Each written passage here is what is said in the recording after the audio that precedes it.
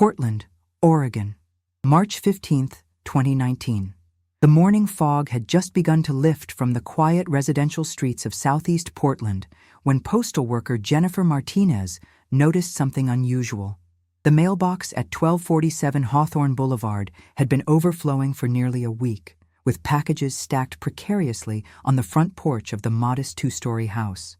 What made this particularly concerning was that the homeowner, William Thompson, had been religiously collecting his mail every single day for the past 15 years. Jennifer had walked this route long enough to know the habits of every resident. William, a 67-year-old retired librarian, was as predictable as clockwork. Every morning at exactly 9:30 a.m., he would emerge from his front door, retrieve his mail with a polite nod to anyone passing by, and disappear back inside his fortress of books.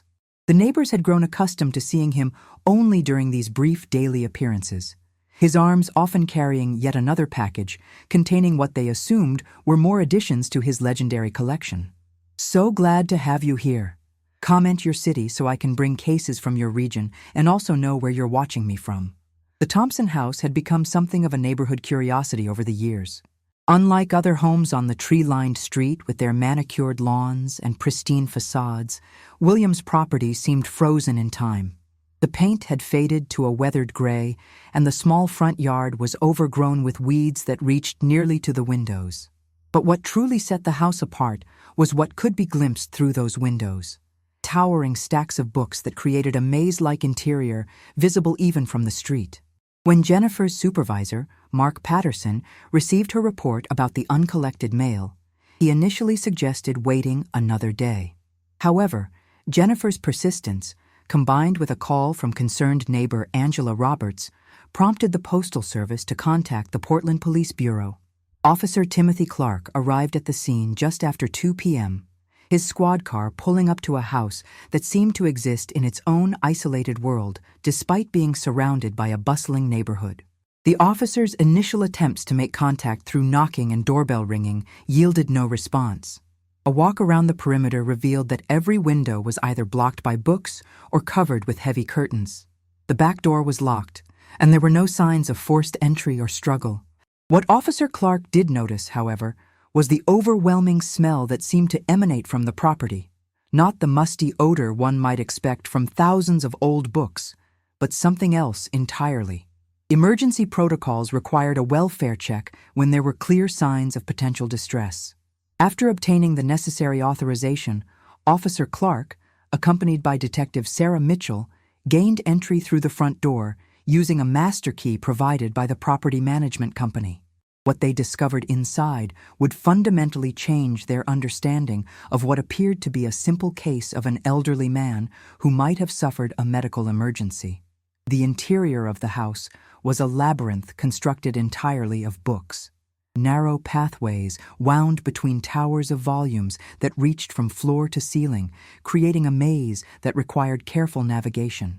The air was thick and stale, filled with the scent of aging paper mixed with something far more unpleasant.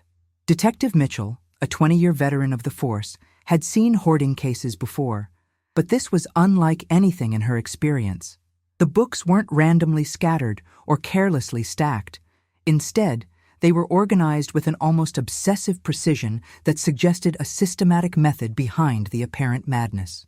Following the narrow pathway deeper into the house, the officers discovered William Thompson in what had once been the living room, now transformed into a reading sanctuary surrounded by his collection. He was seated in a worn leather armchair, a book open in his lap, appearing as though he had simply fallen asleep while reading. However, the medical examiner's preliminary assessment revealed that William had been deceased for approximately 5 to 7 days, placing his death around March 8th or 9th. Detective Mitchell began documenting the scene while Officer Clark secured the perimeter. The sheer volume of books was staggering. Conservative estimates suggested there were at least 15,000 volumes throughout the house. Every room had been converted into a library, with only narrow paths allowing movement between spaces. The kitchen contained cookbooks stacked where appliances should have been. The dining room housed what appeared to be an extensive collection of historical texts. Even the bathroom had shelves of books mounted on every available wall. What struck Detective Mitchell as particularly unusual was the condition and organization of the collection. Unlike typical hoarding situations where items accumulate chaotically, these books showed evidence of careful curation. Each stack was uniform in height, and there appeared to be a system governing their placement. More intriguingly, many of the books bore small, handwritten labels that seemed to correspond to some kind of cataloging system that went beyond standard library classification. As the initial investigation continued, neighbors gathered outside the house, sharing their memories of William Thompson.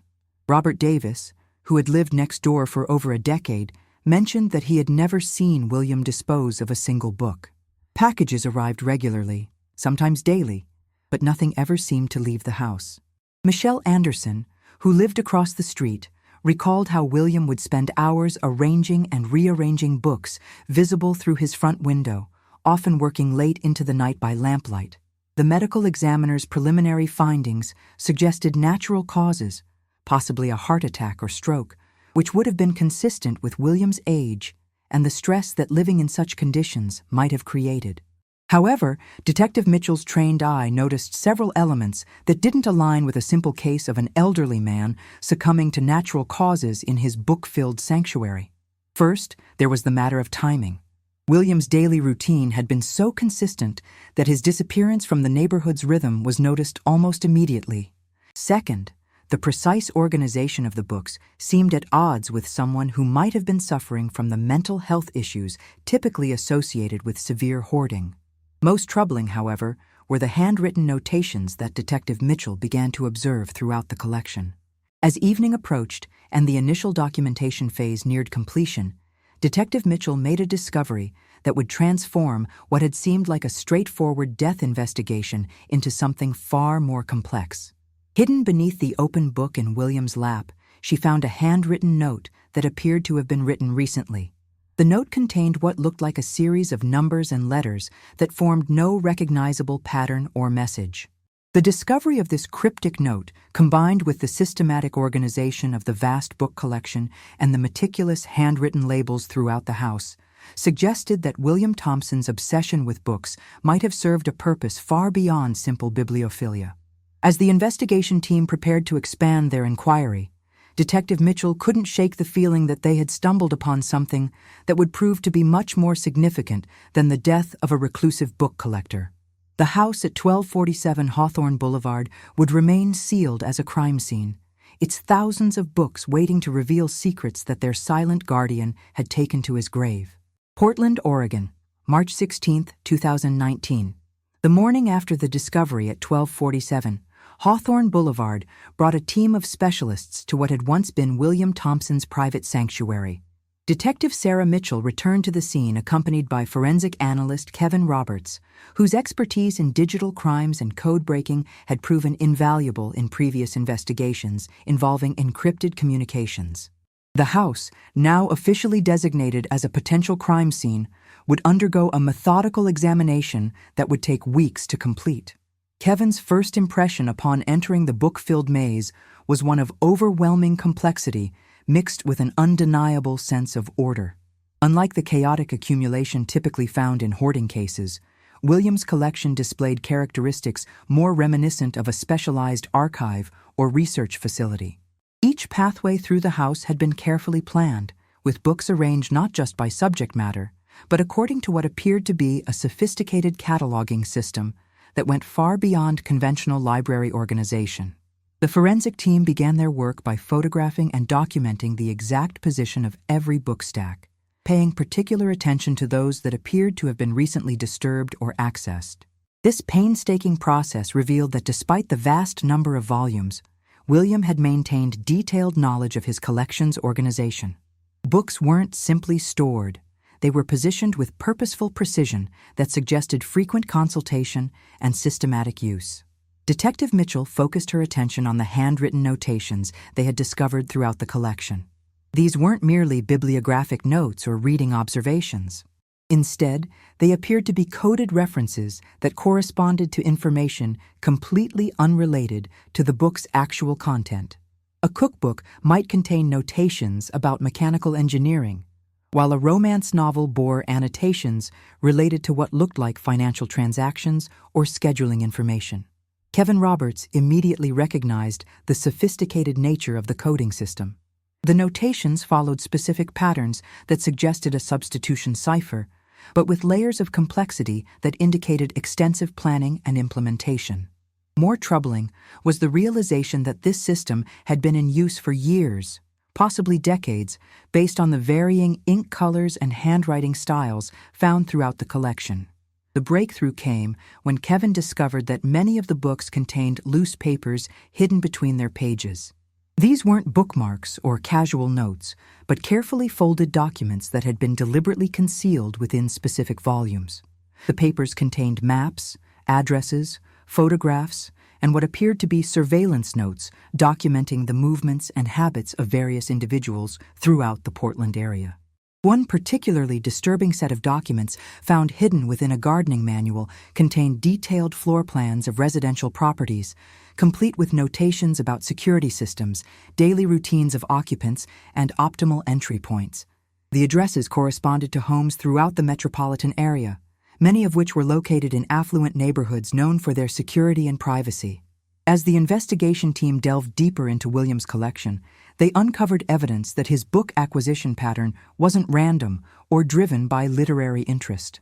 Purchase records, found meticulously maintained in a series of ledgers hidden behind a false wall of encyclopedias, revealed that William's book buying followed specific triggers. Major purchases consistently occurred within days of certain events reported in local news media. Detective Mitchell cross-referenced these purchase dates with her department's crime database and discovered an alarming pattern. William's most significant book acquisitions coincided with the dates of unsolved burglaries, missing person reports, and other crimes throughout the Portland area. The correlation was too consistent to be coincidental, suggesting that William's collecting obsession was directly connected to criminal activity. The team's investigation revealed that William Thompson had maintained this elaborate system for over 20 years. Bank records showed regular, substantial purchases from bookstores, online retailers, and private sellers. However, these expenditures far exceeded what his retirement income should have supported, raising questions about the source of his funding for this massive collection. Kevin's analysis of the coded notations revealed a communication system that allowed for the secure exchange of information about criminal activities. The books served as a massive filing system where sensitive information could be hidden in plain sight. Anyone familiar with the coding system could access detailed intelligence about potential targets, security vulnerabilities, and operational planning without leaving digital traces that might be detected by law enforcement. The sophistication of this system indicated that William wasn't working alone. The volume of information and the complexity of the organization suggested a network of individuals who were using his collection as a central repository for criminal intelligence. The house at 1247 Hawthorne Boulevard had effectively been operating as a criminal data center, disguised as the eccentric collection of a reclusive book lover. Further examination revealed that certain books had been modified to serve as secure storage containers. Hollowed-out volumes contained USB drives, prepaid cell phones, cash, and other items that would be valuable to individuals engaged in illegal activities. These hiding places were so carefully constructed that they were virtually undetectable without systematic inspection. Detective Mitchell realized they were dealing with something far more complex than the death of an elderly man surrounded by his beloved books. The evidence suggested that William Thompson had been operating as a central intelligence coordinator for a criminal organization that had been active in the Portland area for decades. His apparent death from natural causes was beginning to look suspiciously convenient, particularly given the sensitive nature of the information he had been maintaining. The medical examiner's preliminary report indicated that William had died from what appeared to be cardiac arrest, but toxicology results were still pending. Given the criminal implications of their discoveries, Detective Mitchell requested an expedited analysis that would reveal whether William's death had been assisted by chemical means that could mimic natural cardiac failure. As the second day of investigation concluded, the team had documented evidence of what appeared to be a sophisticated criminal enterprise that had used William's book collection as its operational headquarters.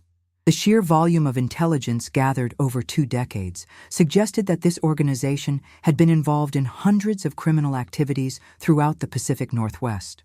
The most troubling discovery came in the final hours of the day when Kevin Roberts found a recent addition to William's collection. A newly purchased book that contained fresh notations and documents related to current criminal planning. The dates indicated that this information had been updated within days of William's death, suggesting that the criminal network he supported was still active and operating.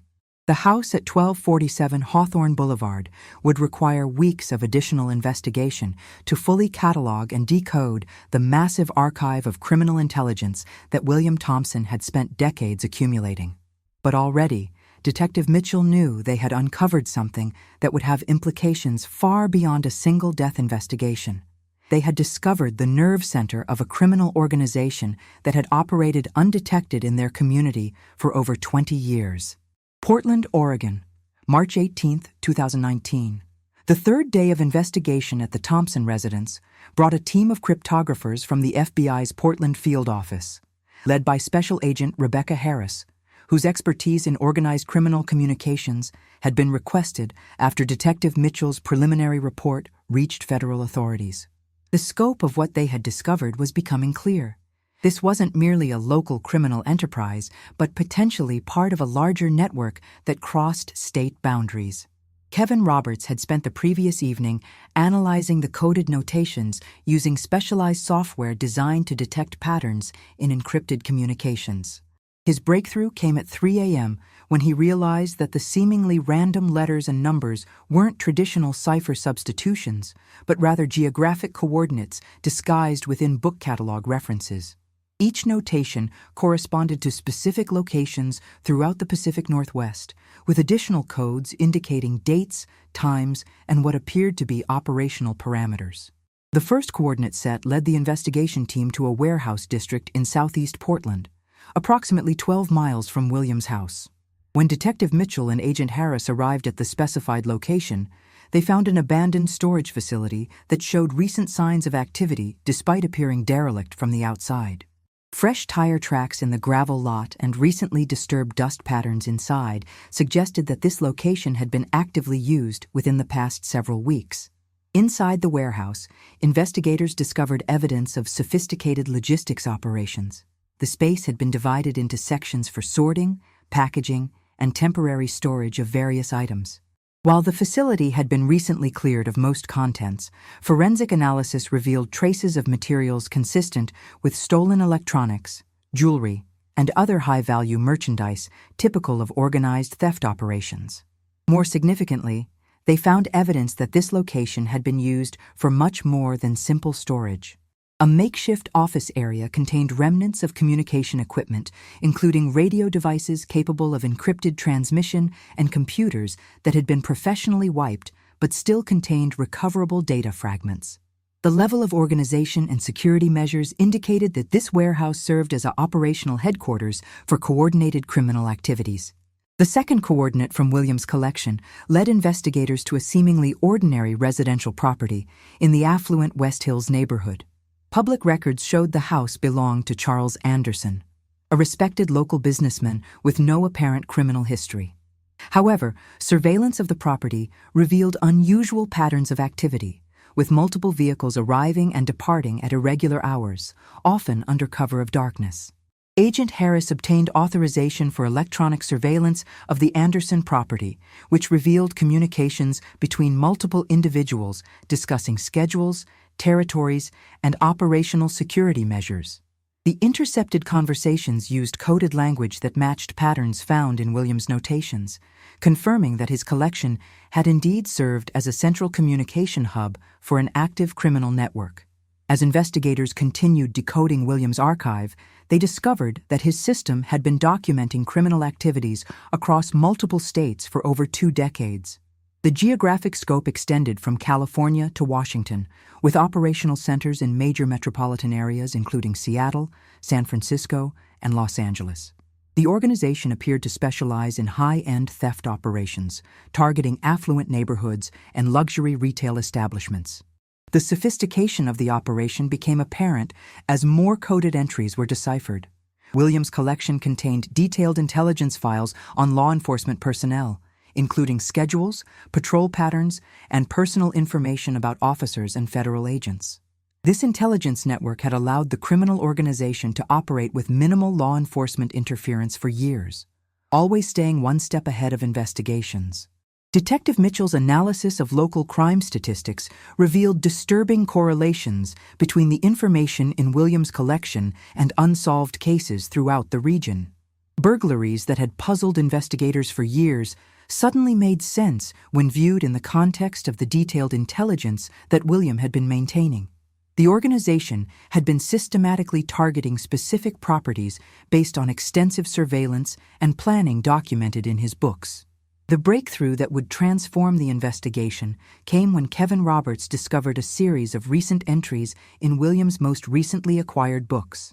These notations, dated just days before his death, contained coordinates and operational codes for planned criminal activities scheduled to occur in the coming weeks. The discovery meant that the criminal network was still active and operating according to schedules that William had been maintaining. More alarming was the realization that several of the planned operations targeted law enforcement facilities and personnel.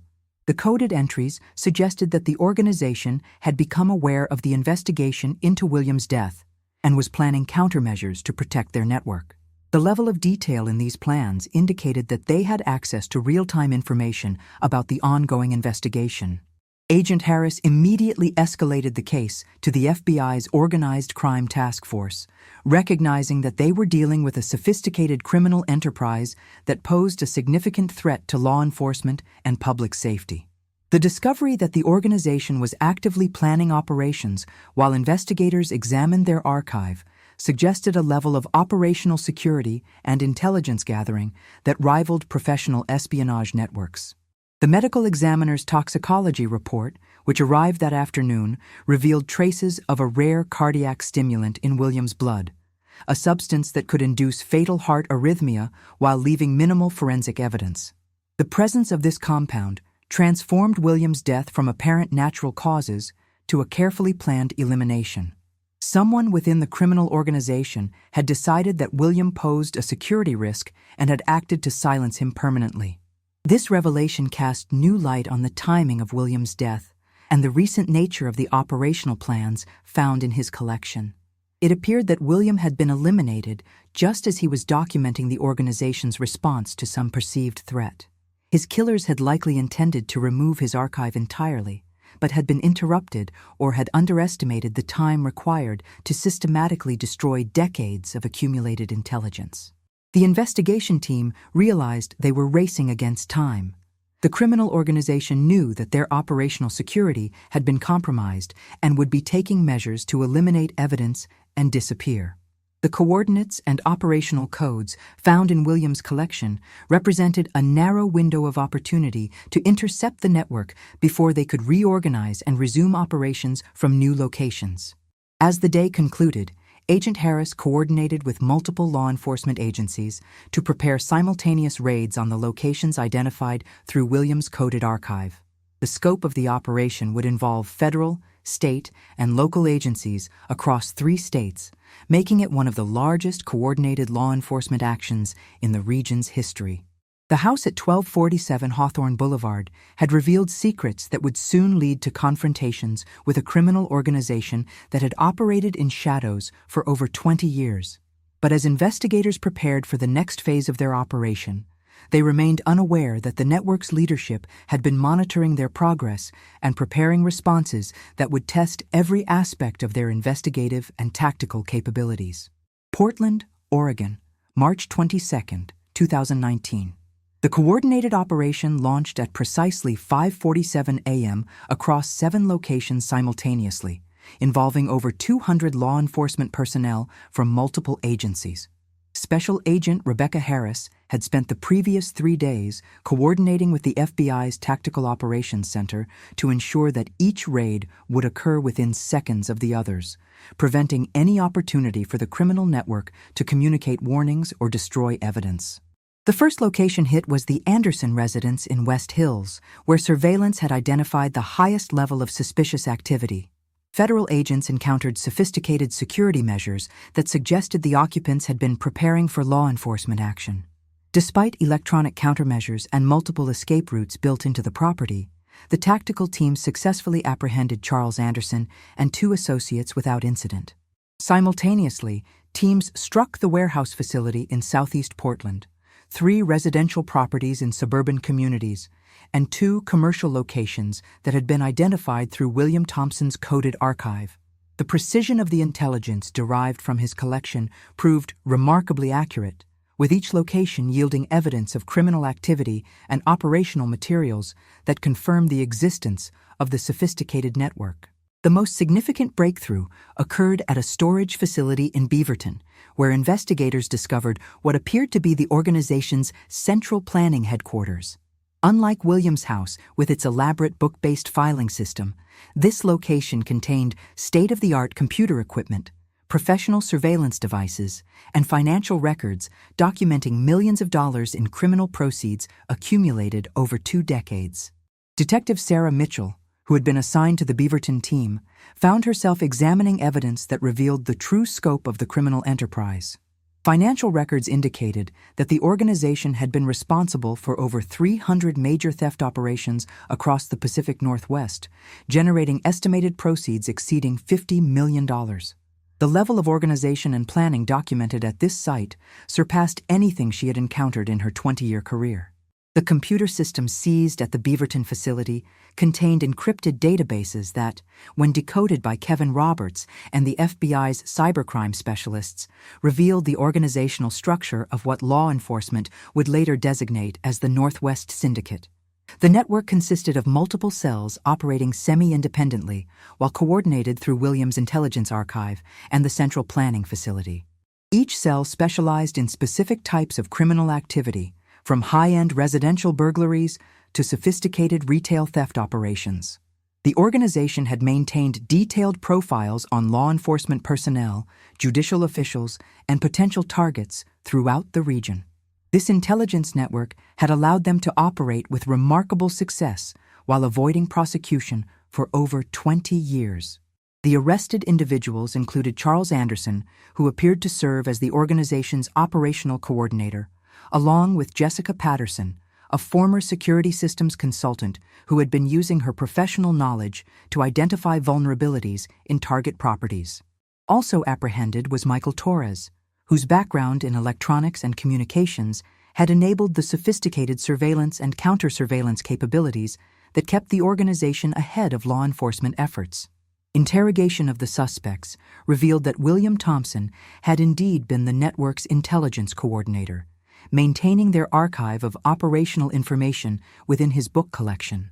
His death had not been natural, but rather a calculated elimination ordered by the organization's leadership when they suspected he might be cooperating with law enforcement or planning to expose their operations. The investigation revealed that Williams' position within the organization had been unique. As a retired librarian with an apparent obsession for books, he provided perfect cover for maintaining the massive archive of criminal intelligence that the network required. His systematic personality and professional background in information management made him ideally suited for the role of maintaining their operational database. However, intercepted communications suggested that William had become increasingly uncomfortable with the organization's activities in recent months. Phone records indicated that he had been in contact with a local attorney specializing in criminal defense, possibly seeking advice about potential cooperation with law enforcement. These contacts had apparently triggered the decision to eliminate him before he could compromise the network's security. The discovery of Williams' recent communications with attorney Daniel Roberts led investigators to realize that the criminal organization had been monitoring his activities closely in the weeks before his death. Sophisticated surveillance equipment found at the Anderson residence included devices capable of intercepting phone calls and electronic communications, confirming that the network had been aware of William's potential defection well in advance. Further analysis of the seized evidence revealed that the organization had been planning a major operational expansion into neighboring states, with William's archive serving as the foundation for intelligence gathering in new territories. His death had disrupted these plans, but the network's leadership had been moving quickly to reconstitute their intelligence capabilities and resume operations. The most disturbing discovery came from encrypted files found on the computers seized at the Beaverton facility. These documents indicated that the organization had been systematically infiltrating legitimate businesses, government agencies, and law enforcement departments to gather intelligence and recruit assets. The scope of this infiltration suggested that their criminal activities were supported by a network of informants and collaborators throughout the regional community. Among the compromised organizations were security companies, law enforcement agencies, and judicial offices that had unknowingly provided the criminal network with inside information for years. The discovery of this infiltration network meant that the investigation would need to expand far beyond the immediate arrests to identify and remove compromised personnel from sensitive positions. Agent Harris realized that the arrests, while significant, represented only the beginning of a much larger investigation. The seized evidence suggested that the Northwest Syndicate had connections to similar criminal organizations in other regions, potentially forming part of a national network of sophisticated theft operations. The coordination and resources demonstrated by this organization indicated capabilities that extended far beyond regional criminal activity. The forensic analysis of William's death revealed additional disturbing details about the organization's willingness to eliminate threats to their security. The cardiac stimulant used to kill him was a substance typically available only through veterinary or research channels, suggesting that the network had access to specialized materials and expertise beyond typical criminal capabilities. As the initial phase of arrests concluded, investigators began the complex process of analyzing thousands of documents, computer files, and physical evidence seized during the coordinated raids. The volume of material was so extensive that FBI analysts estimated it would take months to fully catalog and analyze all the intelligence gathered from the organization's archives. The house at 1247 Hawthorne Boulevard, which had started as the site of an elderly man's apparent natural death, had become the key that unlocked one of the most sophisticated criminal enterprises in Pacific Northwest history. But as investigators celebrated their success in dismantling the network, they remained unaware that the organization's true leadership had escaped the raids and was already implementing contingency plans that would test law enforcement's ability to maintain their advantage in this ongoing battle against organized crime. Portland, Oregon, March 28, 2019. 6 days after the coordinated raids that had dismantled what law enforcement called the Northwest Syndicate, Special Agent Rebecca Harris found herself facing a troubling reality. Despite the successful arrests and seizure of massive amounts of evidence, analysis of the captured communications indicated that the organization's true leadership structure remained intact and was actively working to reconstitute their operations from new locations. The breakthrough came when Kevin Roberts, working with the FBI's Advanced Analytics Unit, discovered a pattern in the encrypted communications that had been overlooked during the initial analysis. Hidden within routine operational messages were coded references to what appeared to be a secondary command structure that operated independently of the network they had successfully infiltrated. This shadow organization had been using William Thompson's archive as intelligence support while maintaining their own separate operational capabilities. Detective Sarah Mitchell, now working as part of the Joint Federal Task Force, uncovered evidence that the true scope of the criminal enterprise extended far beyond the Pacific Northwest. Financial records seized during the raids revealed wire transfers and cryptocurrency transactions connecting the Portland network to similar organizations operating in major metropolitan areas across the United States. The Northwest Syndicate wasn't an independent criminal organization, but rather a regional cell of a much larger national network. The investigation revealed that William Thompson's role had been even more significant than initially understood. His book collection hadn't just served as an archive for local criminal intelligence, but had functioned as a central repository for information shared between multiple criminal cells operating throughout the country.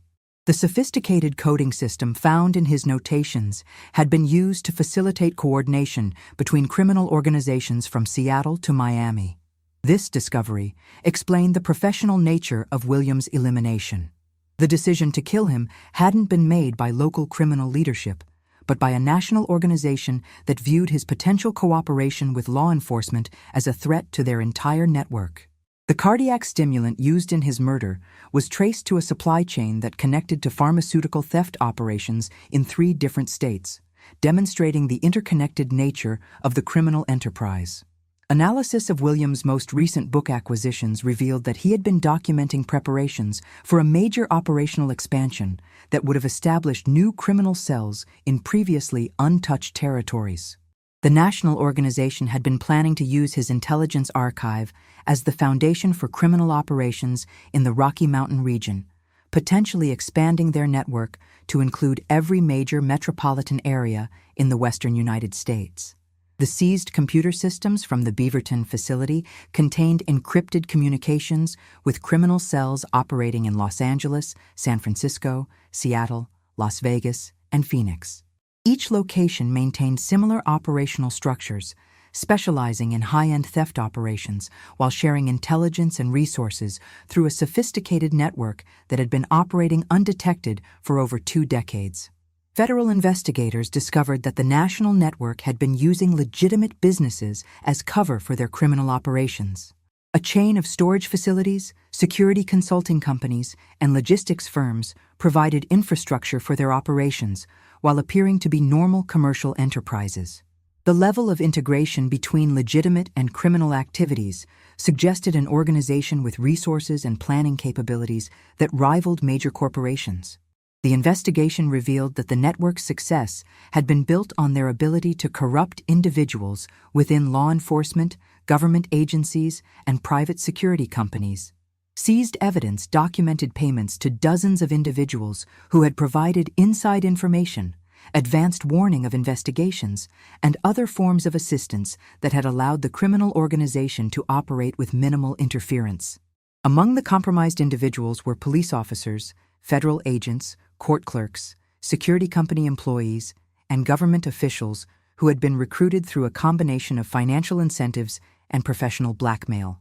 The discovery of this corruption network meant that the investigation would need to expand to include internal affairs investigations within multiple law enforcement agencies. The most significant breakthrough came when analysts discovered communications indicating that the national organization's leadership was planning to eliminate all evidence of their operations and disappear entirely. Intercepted messages revealed preparations for a coordinated destruction of archives, elimination of compromised personnel, and liquidation of assets that would allow the leadership to escape prosecution and reconstitute their operations elsewhere. This intelligence prompted the FBI to launch Operation Final Chapter, a nationwide coordinated action involving over 50 field offices and more than 1,000 federal agents. The operation targeted criminal cells, compromised officials, and support infrastructure across 15 states simultaneously, representing one of the largest organized crime investigations in FBI history. The coordination required for such an extensive operation was complicated by the discovery that several individuals involved in the investigation had been compromised by the criminal network. Counterintelligence analysis revealed that the organization had been monitoring law enforcement communications and had advance warning of several planned operations. This discovery forced investigators to implement unprecedented security measures to prevent further intelligence leaks. Agent Harris realized that the death of William Thompson had exposed not just a regional criminal network, but a national organized crime syndicate that had been operating with impunity for decades. The scope of their operations, level of corruption, and sophisticated intelligence capabilities represented a threat to law enforcement and public safety that extended far beyond simple theft operations. The financial analysis revealed that the national network had generated proceeds estimated at over $500 million through their coordinated criminal activities. These funds had been invested in legitimate businesses, real estate, and financial instruments that provided both money laundering capabilities and additional sources of intelligence about potential targets. As Operation Final Chapter prepared to launch, investigators discovered evidence that the criminal network had been planning to expand internationally, establishing operations in Canada and Mexico that would create a North American criminal syndicate. William's archive contained preliminary intelligence about potential targets and operational opportunities in both countries, suggesting that his elimination had disrupted plans for massive expansion. The investigation also revealed that the network had been developing new operational capabilities, including cybercrime divisions and sophisticated fraud operations that would have allowed them to move beyond physical theft into digital criminal activities. The combination of their traditional operations with emerging cyber capabilities would have created a criminal organization with unprecedented reach and capability. As federal agents prepared for the largest coordinated law enforcement operation in recent history, they remained focused on the man whose death had started their investigation. William Thompson, the quiet librarian who never threw away a single book, had unknowingly provided law enforcement with the key to dismantling one of the most sophisticated criminal enterprises in American history. His carefully maintained archive, intended to serve criminal purposes, would instead become the foundation for the largest organized crime prosecution in decades. Portland, Oregon, April 15, 2020. 13 months after the discovery of William Thompson's body in his book-filled sanctuary, the federal courthouse in Portland became the center of one of the most significant organized crime prosecutions in Pacific Northwest history. The trial of United States versus Anderson et al. Would ultimately involve 47 defendants charged with operating a criminal enterprise that had generated over $500 million in illegal proceeds across 2 decades. Operation Final Chapter, launched on April 3, 2019, had succeeded beyond all expectations. The coordinated nationwide raids involving 15 states resulted in the arrest of 312 individuals connected to what prosecutors now called the National Theft Syndicate. The sophisticated criminal network that had used William's book collection as its intelligence nerve center had been completely dismantled, with its leadership structure exposed and eliminated. The evidence presented during the trial revealed the extraordinary scope of the criminal enterprise that William Thompson had unknowingly helped to expose. Federal prosecutors, led by Assistant United States Attorney Jennifer Walsh, presented testimony from over 200 witnesses and introduced more than 10,000 pieces of evidence derived from William's archive and the subsequent investigation. Charles Anderson, identified as the regional coordinator for the Pacific Northwest Cell, was convicted on 17 federal charges, including racketeering, conspiracy, money laundering, and operating a continuing criminal enterprise. His sentencing hearing revealed the devastating impact of his organization's activities on communities throughout the region, with victim impact statements describing losses totaling over $50 million in the Pacific Northwest alone. Jessica Patterson, the former security consultant who had used her professional knowledge to identify target vulnerabilities, received a sentence of 25 years in federal prison after her conviction on charges related to her role in coordinating over 100 high-end theft operations. Her cooperation with federal investigators had been instrumental in understanding how the organization had maintained such detailed intelligence about potential targets. Michael Torres, whose technical expertise had enabled the network's sophisticated communication and surveillance capabilities, was sentenced to 30 years in federal prison. Evidence presented during his trial revealed that he had been responsible for developing the encrypted communication systems that allowed the national network to coordinate operations across multiple states while avoiding law enforcement detection. The corruption investigation that emerged from the criminal network's archives resulted in the prosecution of 23 law enforcement personnel, government officials, and private sector employees who had provided inside information to the organization. These cases exposed systemic vulnerabilities in security procedures that had allowed the criminal network to operate with virtual impunity for years. Detective Sarah Mitchell, who had been instrumental in the initial investigation, testified about the sophisticated nature of William Thompson's archive and its role in maintaining the criminal network's operational capabilities. Her testimony helped jurors understand how a seemingly eccentric book collector had actually been operating one of the most sophisticated criminal intelligence systems ever discovered by law enforcement. The financial investigation revealed that the National Theft Syndicate had operated with the organizational structure and resources of a major corporation. Forensic accountants testified that the network had maintained professional accounting systems, employee benefit programs, and operational budgets that rivaled legitimate businesses in their complexity and sophistication. Special Agent Rebecca Harris, who had coordinated the federal investigation, presented evidence showing how the network had planned to expand internationally before William's death disrupted their operations. The seized intelligence revealed plans for establishing criminal cells in major Canadian and Mexican cities, creating a North American criminal syndicate that would have operated on an unprecedented scale. The trial also revealed the personal tragedy of William Thompson's involvement with the criminal organization. Evidence presented by prosecutors showed that William had initially been recruited through financial pressure following his retirement, when his pension proved insufficient to maintain his lifestyle. What had begun as minor assistance with document storage had evolved into full participation in criminal intelligence operations.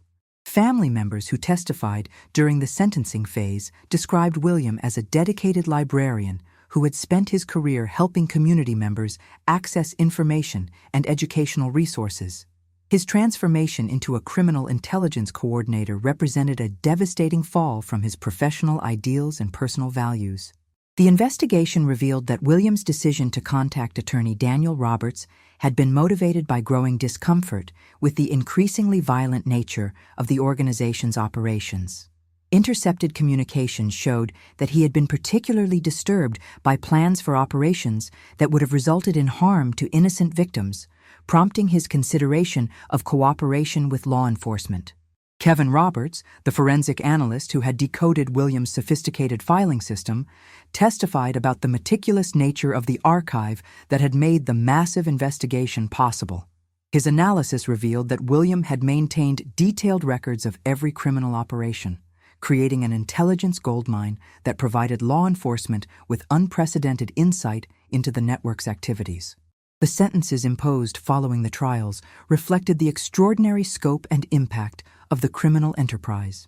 The organization's national leadership, arrested during Operation Final Chapter, received sentences ranging from 40 years to life in federal prison. Regional coordinators like Charles Anderson received sentences of 25 to 35 years, while lower-level participants received terms proportional to their involvement. The civil forfeiture proceedings that followed the criminal trials resulted in the recovery of over $300 million in assets that had been purchased with criminal proceeds. These funds were used to compensate victims of the organization's crimes and to support law enforcement programs designed to prevent similar criminal enterprises from developing. The case also led to significant reforms in law enforcement information security and background investigation procedures. The discovery of extensive corruption within multiple agencies prompted the development of new protocols designed to identify and prevent the recruitment of law enforcement personnel by criminal organizations.